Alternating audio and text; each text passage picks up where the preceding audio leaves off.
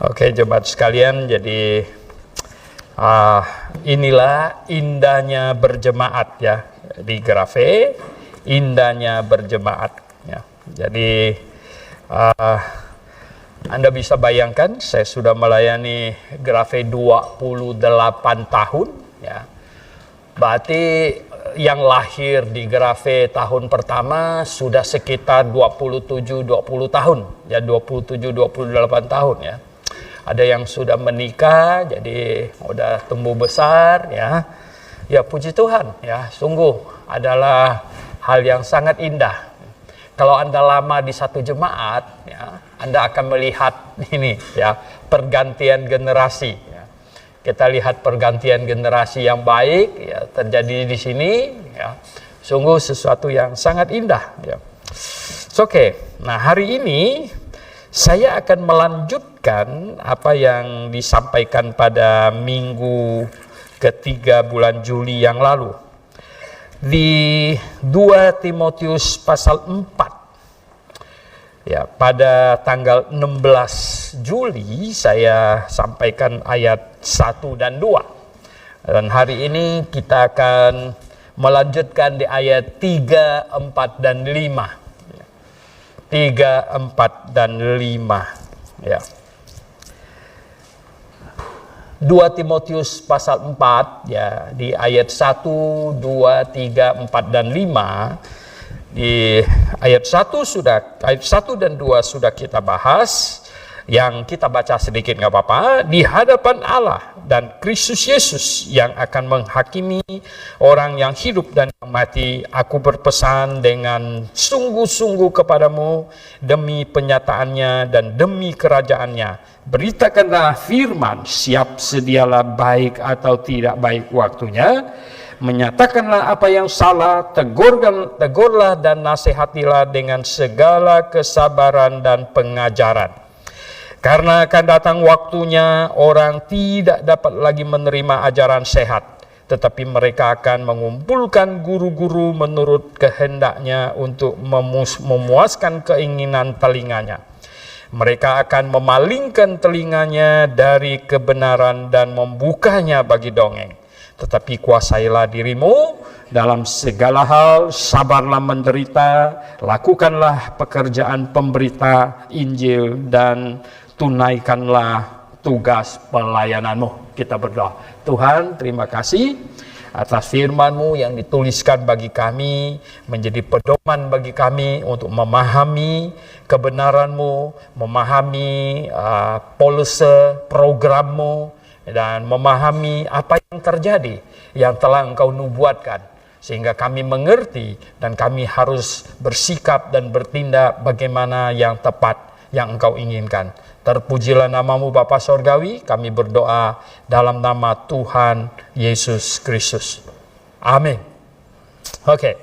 Nah, 3 minggu yang lalu saya sampaikan bahwa ini pesan sangat serius. Kalau kita lihat di ayat 1-nya serius ya.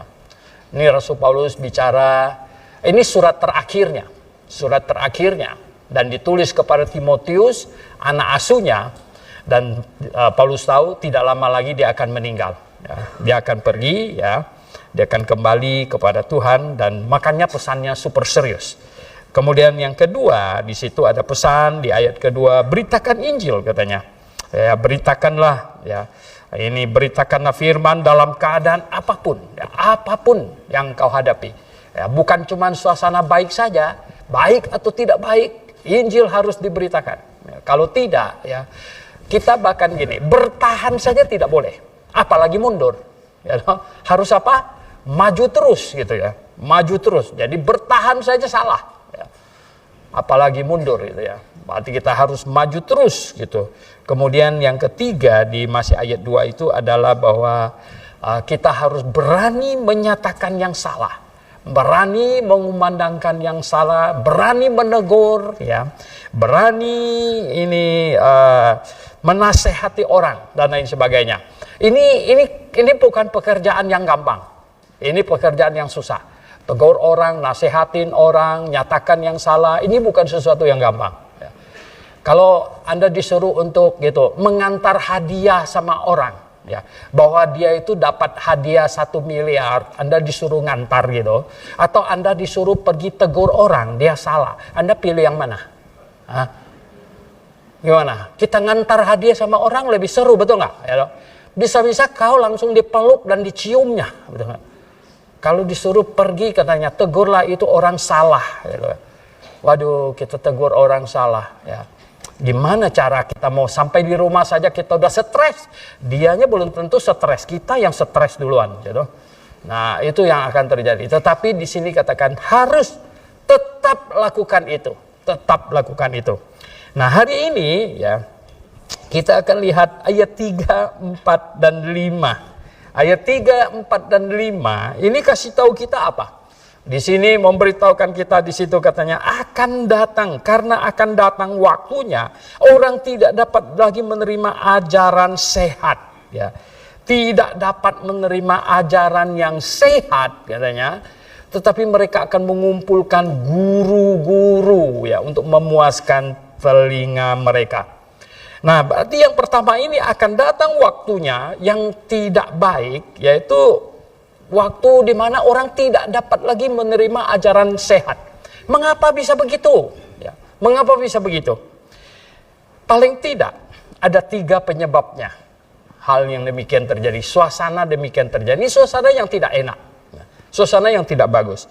Yang pertama adalah terjadi banyak disinformation atau informasi yang salah. Informasi yang keliru. Sekarang informasi itu bukan kurang, makin hari makin banyak. Dengan ditemukannya radio, oke, orang mendengar di depan radio, kemudian berubah, berevolusi, ditemukannya bukan evolusi, revolusi, menemukan apa? Televisi, ya. Orang tongkrong di depan televisi. Dari yang hitam putih berbintik-bintik kayak hujan begitu, gitu, sampai yang bening sekarang, ya. Jadi semua informasi masuk, ya, film-film semuanya gitu. Akhirnya sekarang lebih dahsyat lagi apa? Ditemukannya handphone, gitu.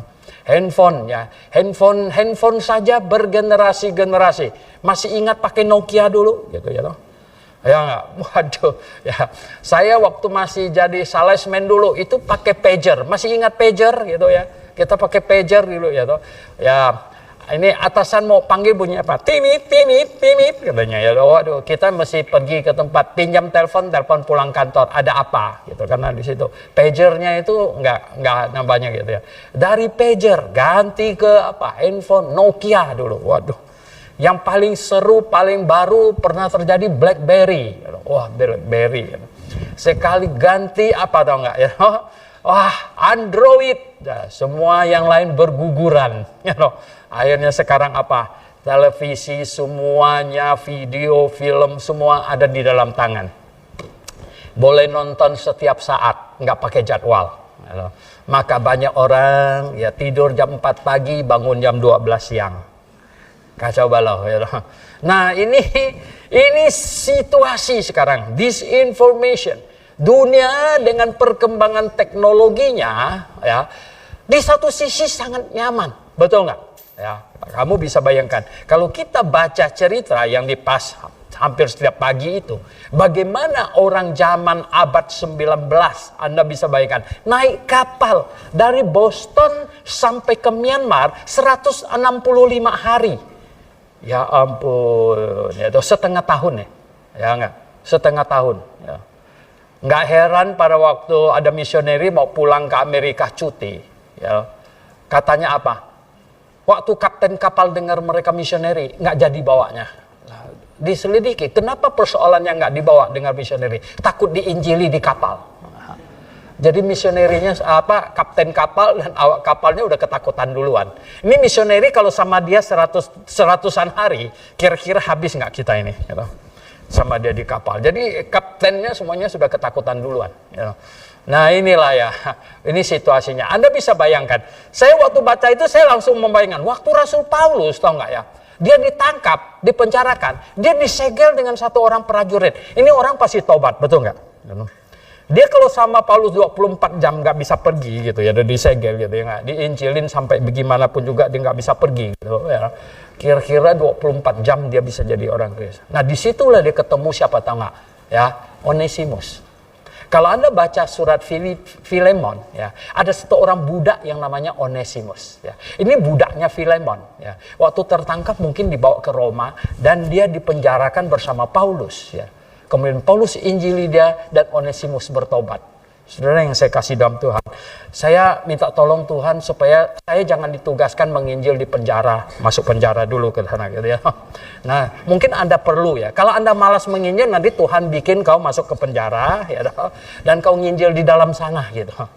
Nah, itu ya baru. Nah, disinformation.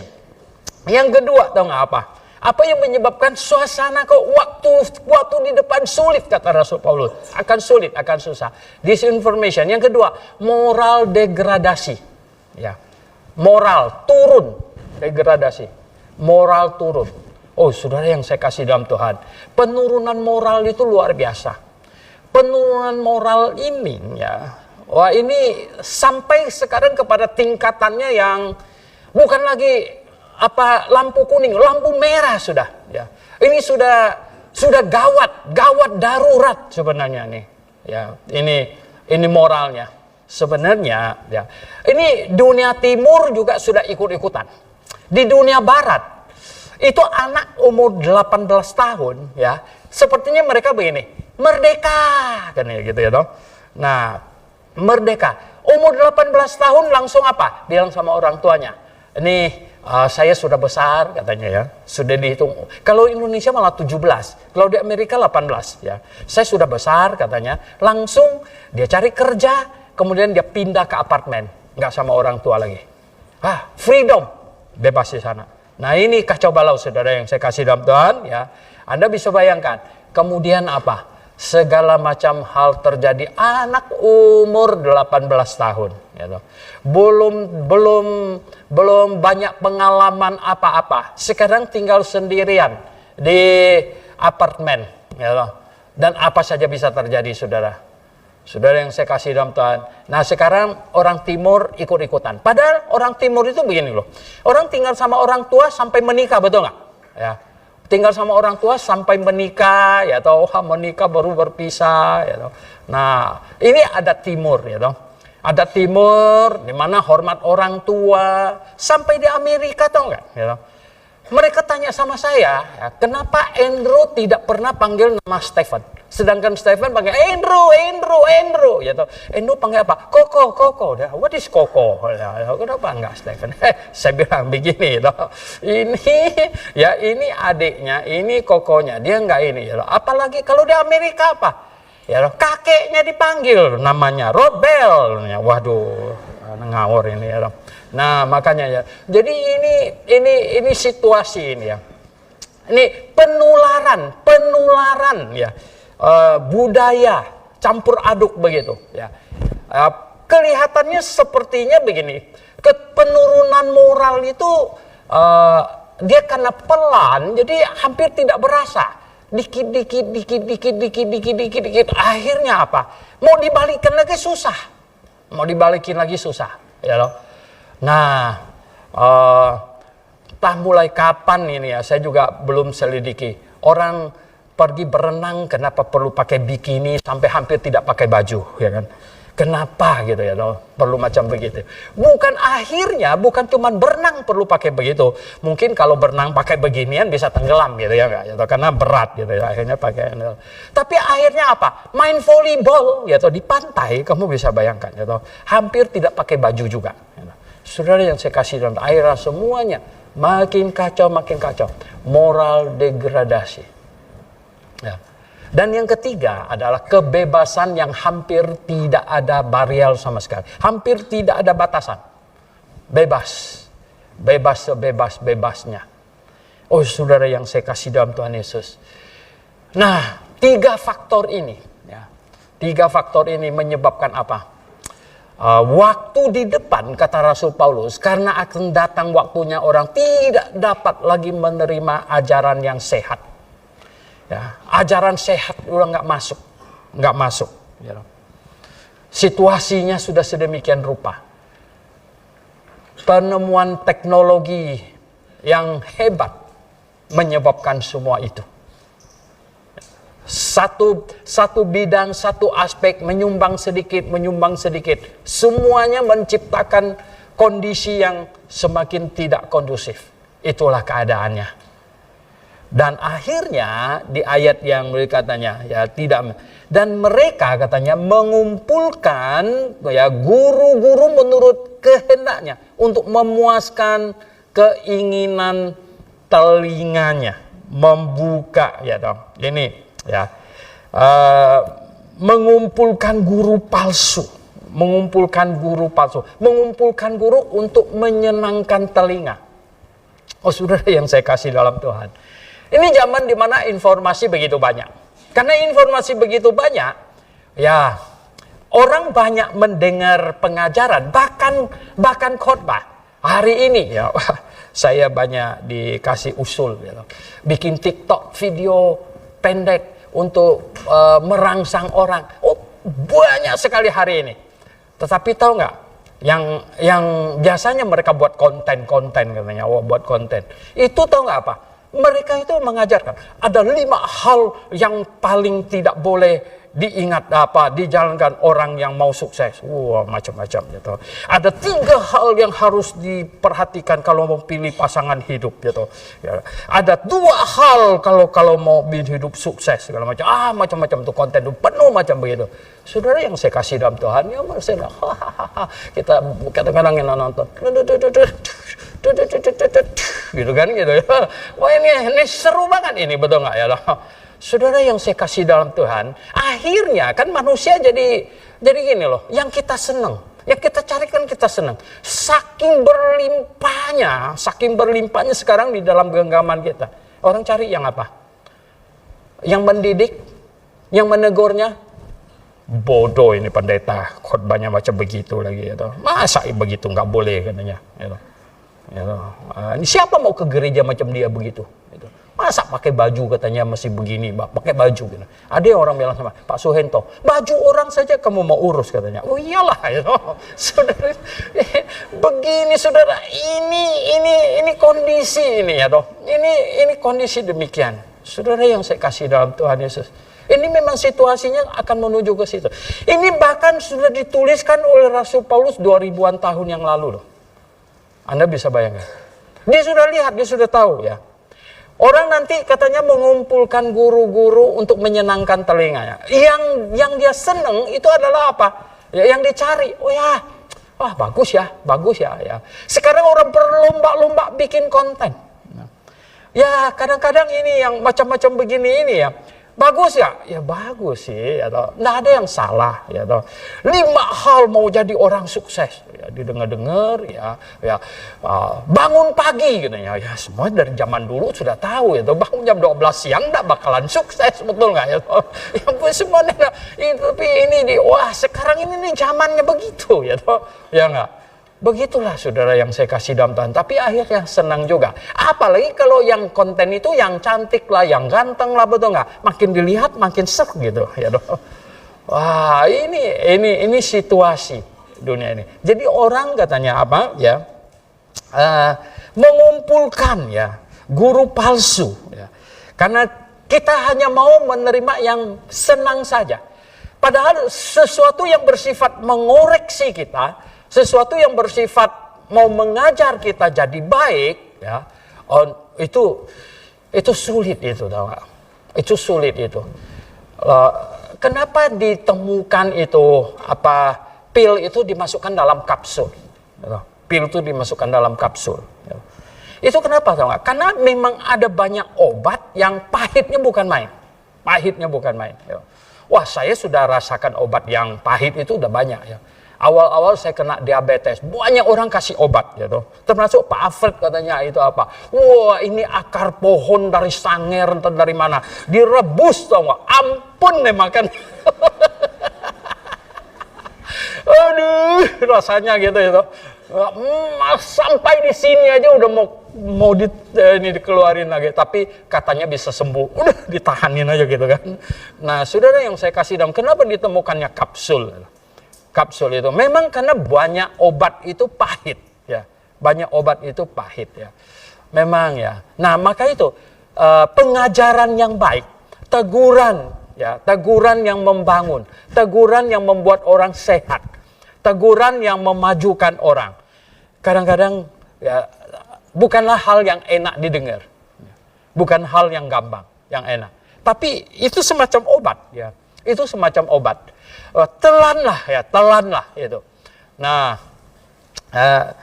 ini karena medsos ini jadi banyak yang lucu. Ada yang banyak nipu anaknya minum obat. Lihat kan banyak nipu anaknya minum obat gitu ya.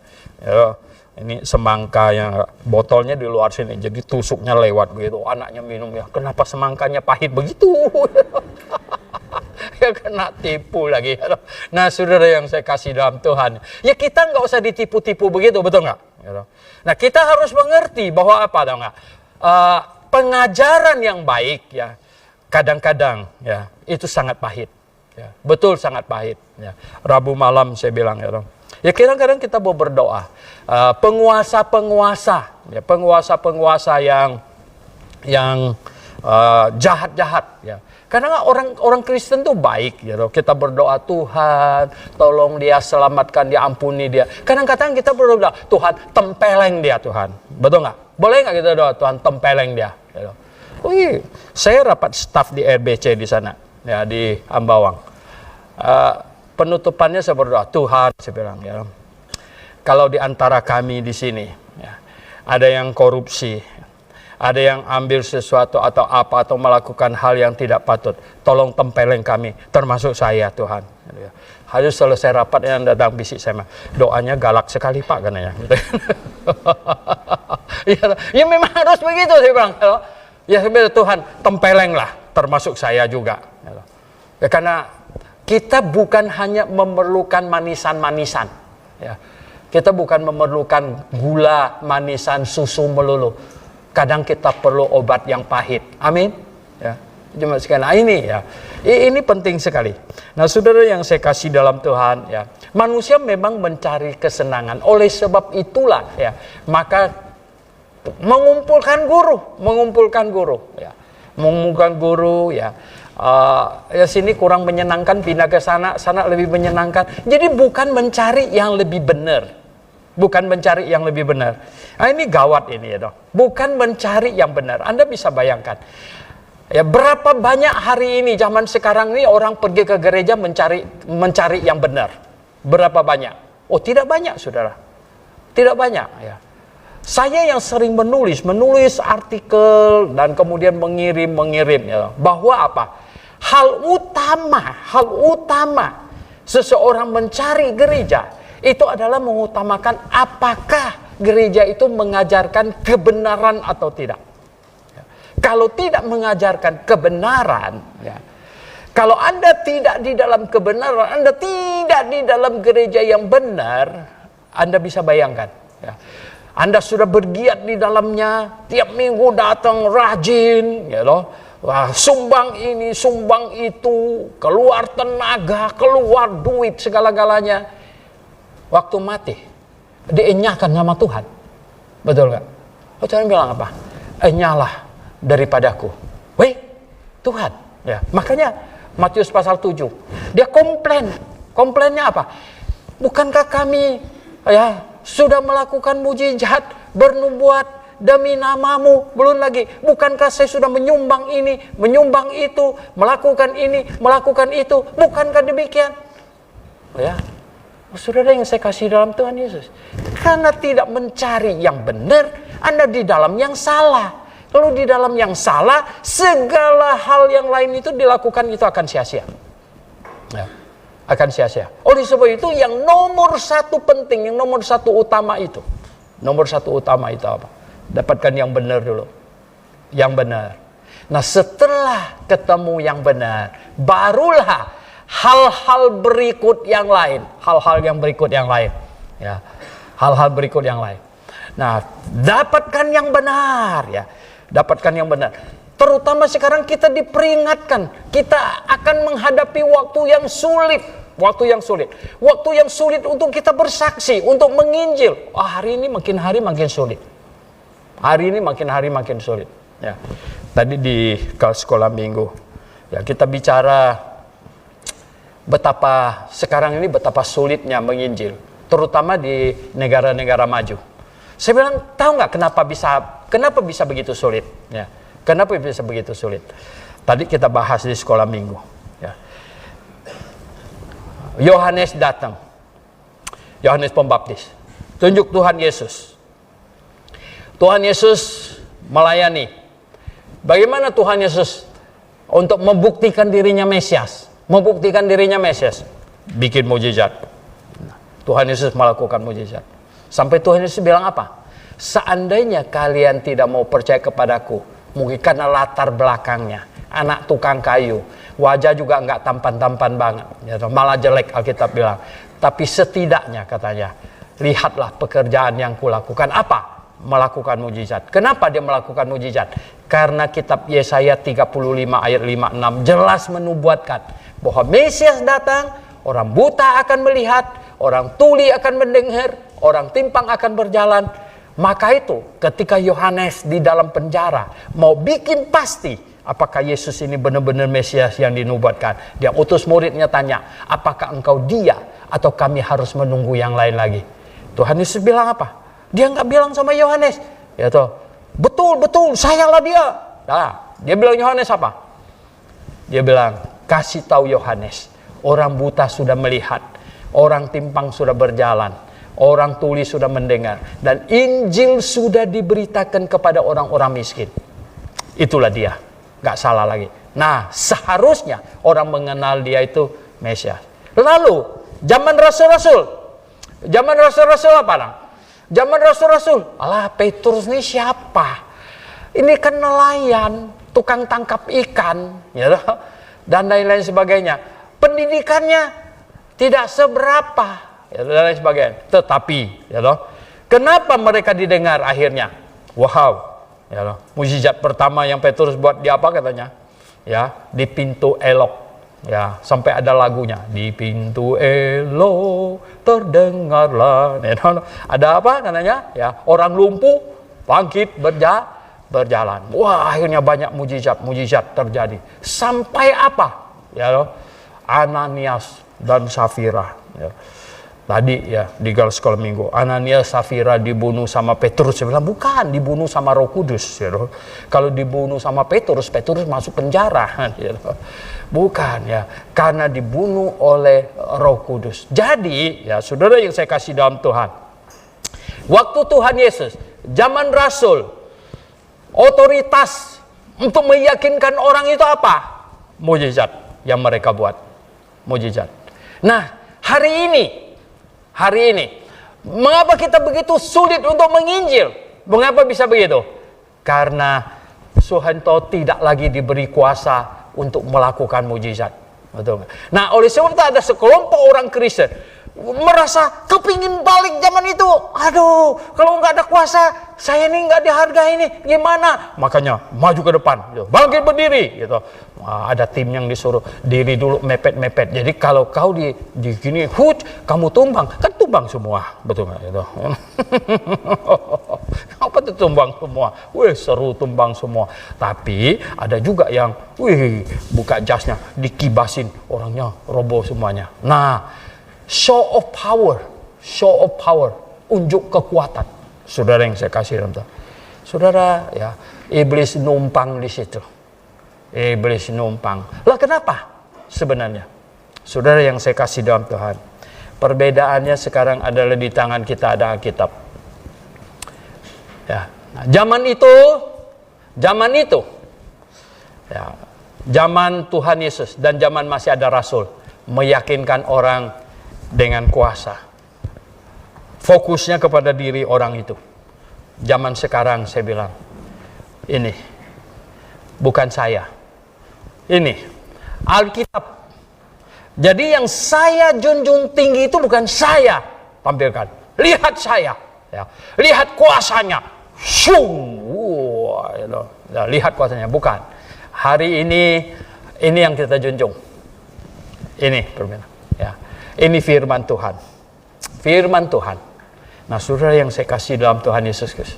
Oleh sebab itu, saudara yang saya kasih dalam Tuhan, kenapa kekristenan, ya, kenapa kekristenan mundur? segala macam. Karena orang Kristen saja tidak menyadari terjadi perubahan.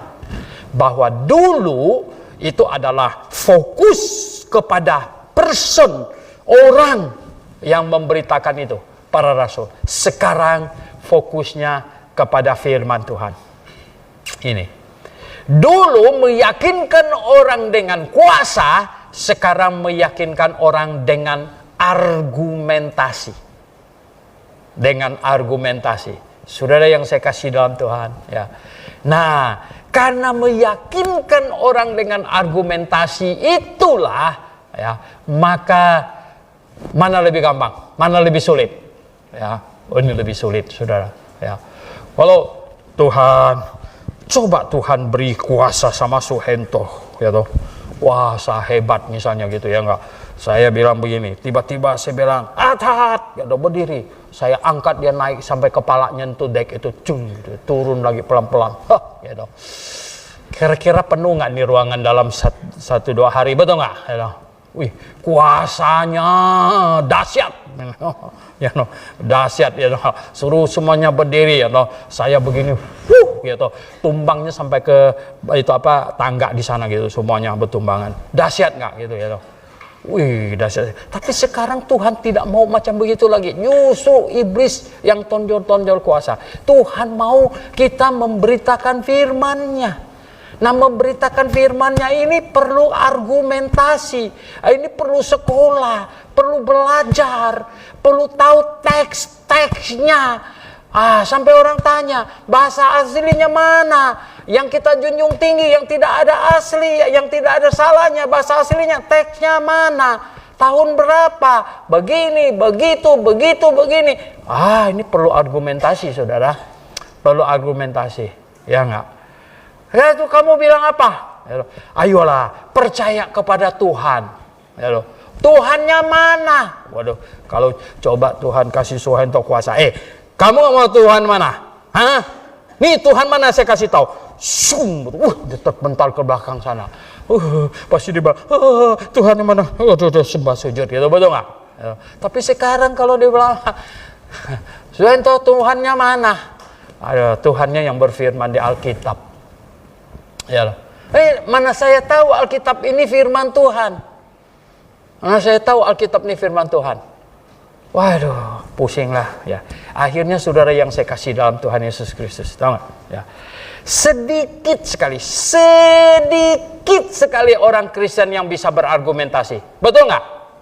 Ya, sedikit sekali, ya. Sedikit sekali orang Kristen yang bisa berargumentasi. Nah, karena sedikitnya, kalau Anda tidak berani berargumentasi, Anda berani nginjil orang nggak? Nggak berani. Aduh, ya nanti dia tanya yang susah-susah, gue mau sembunyi di mana? Gitu. Betul nggak? Kenapa? Lah, begitu.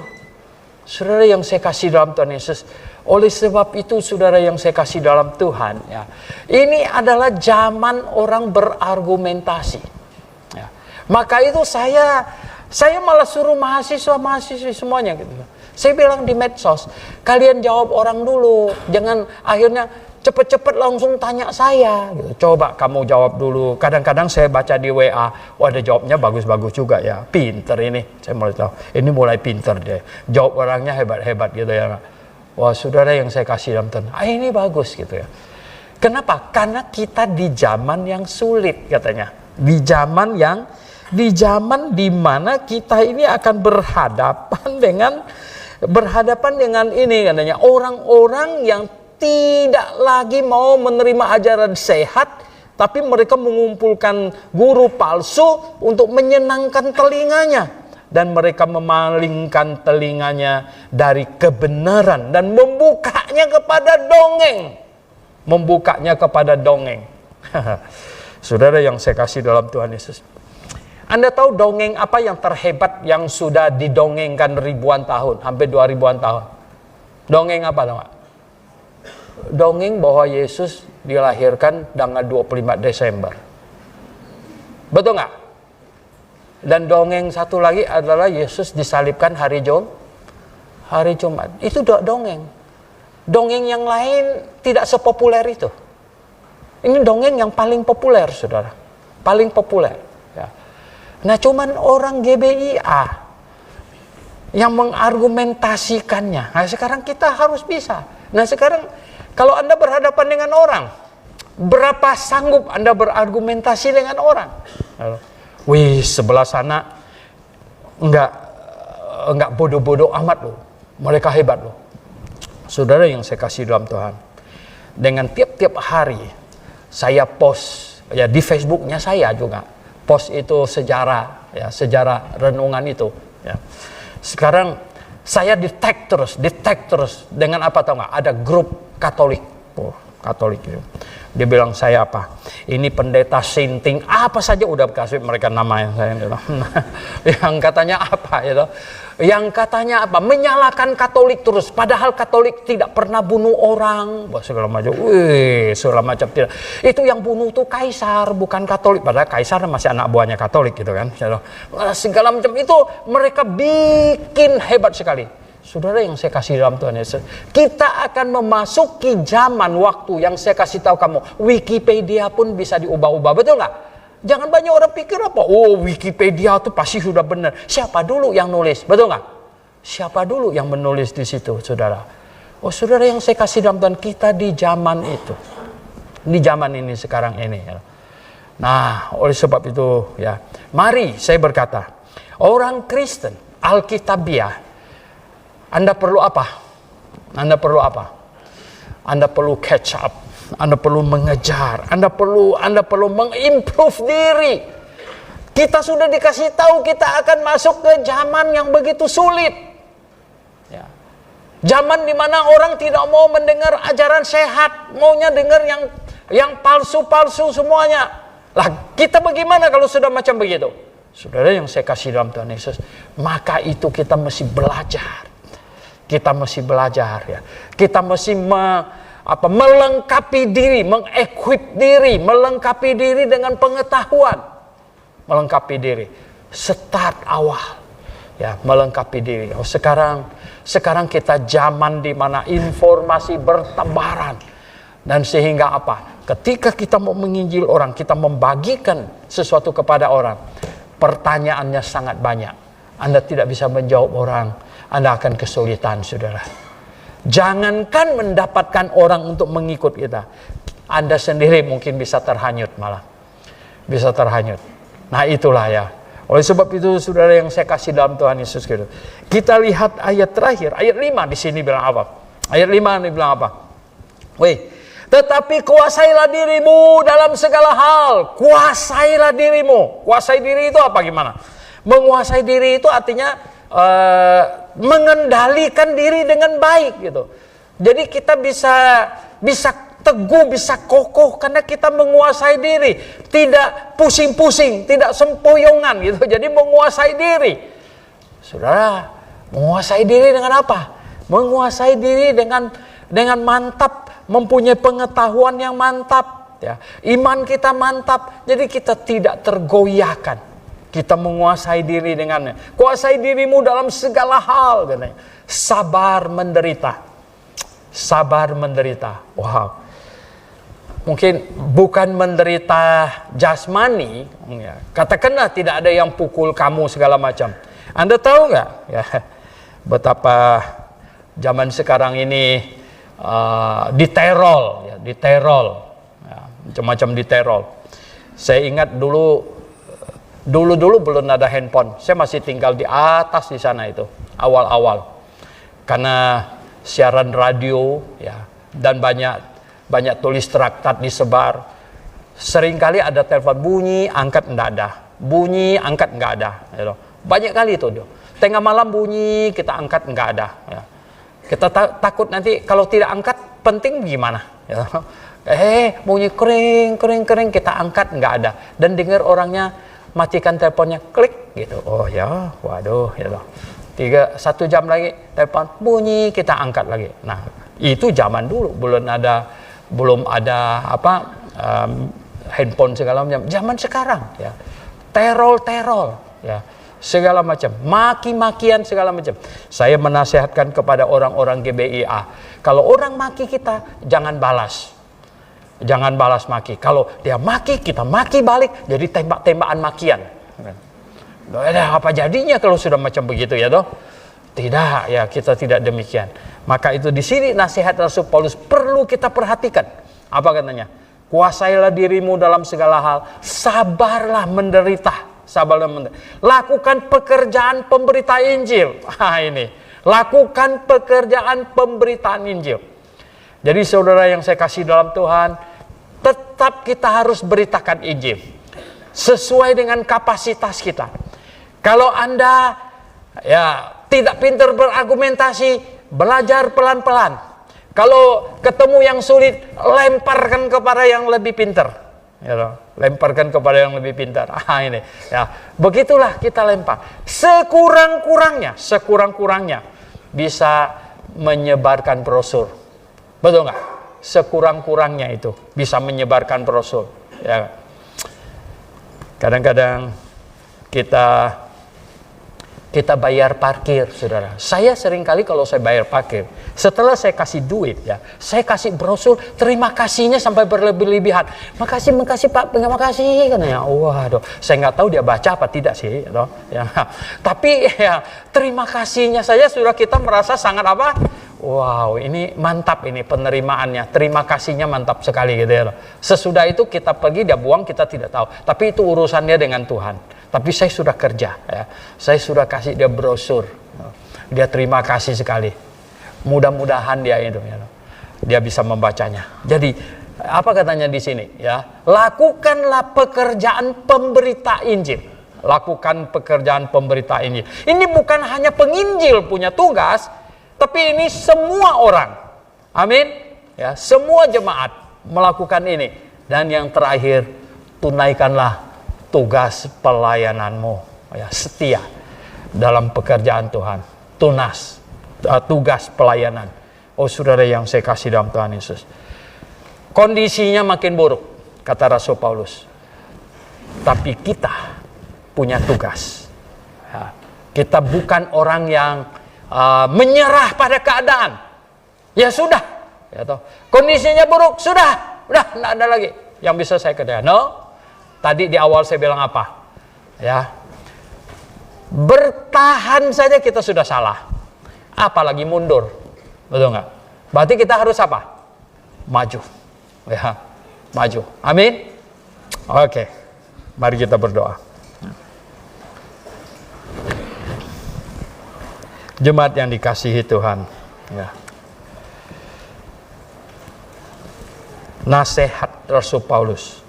Nasihatnya di masa tuanya yang ditulis menjelang kematiannya sangat-sangat penting. Dia bernubuat ke depan. Dia tahu keadaan dunia bukan semakin baik. Pada zamannya saja dia tahu sudah sulit, apalagi setelah sekian ribu tahun kemudian. Dan kita hari ini adalah orang-orang yang hidup di zaman ini. Kita bertanggung jawab pada zaman kita, saudara. Pada zaman kita. Kita tidak dituntut bertanggung jawab di zaman kakek kita, di zaman buyut kita, tidak. Kita dituntut bertanggung jawab pada zaman kita. Kita harus melakukan tugas pemberitaan Injil dan pelayanan dengan baik. Tuhan, tolonglah kami, pimpinlah kami, berikan kami hikmat, berikan kami keseriusan hati yang berkobar-kobar Tuhan.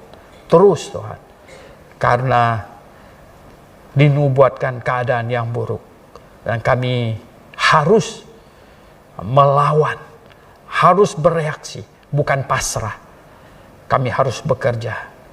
Kami harus melakukan sesuatu. Terlebih jika kami tidak mau anak cucu kami menghadapi kesulitan yang lebih besar dan lebih besar. Tolong kami Tuhan. Pimpin kami semuanya. Dalam nama Tuhan Yesus Kristus kami berdoa. Amin.